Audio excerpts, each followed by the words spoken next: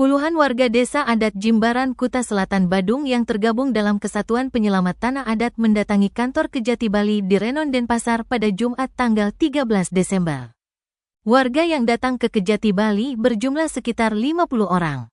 Mereka menyerahkan dokumen diduga berisi bukti indikasi tindak pidana korupsi terkait pengelolaan tanah yang disebut milik adat seluas 280 hektar di Jimbaran.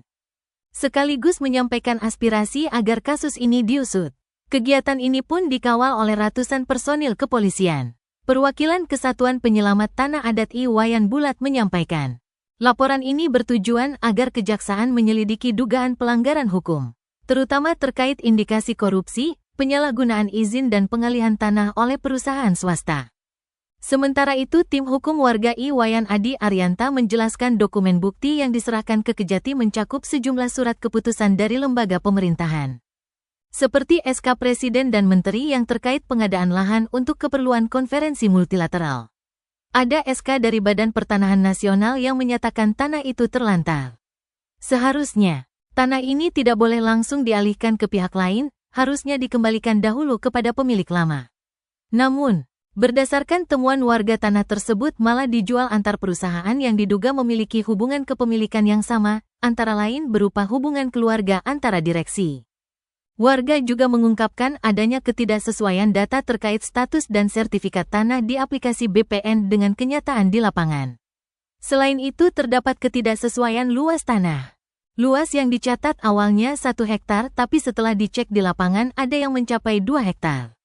Warga berharap Kejati Bali segera menindaklanjuti laporan ini untuk memberikan keadilan bagi masyarakat Jimbaran.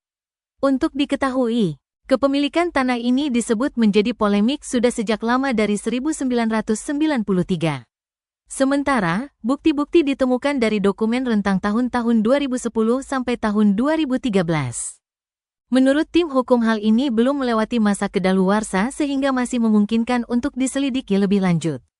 Menanggapi laporan tersebut, Kasipenkum Kejati Bali Putu Agus Eka Sabana Putra mengatakan, pada dasarnya Kejati Bali menerima dengan terbuka semua masyarakat yang ingin menyampaikan aspirasi dan laporan. Pihaknya akan menganalisis laporan yang disampaikan apakah cukup bukti atau tidak terkait tindak pidana korupsi. Kalau bukti cukup, maka ditindaklanjuti dengan proses hukum. Kalau ternyata tindak pidana lain, maka akan disampaikan ke aparat penegak hukum yang memiliki kewenangan.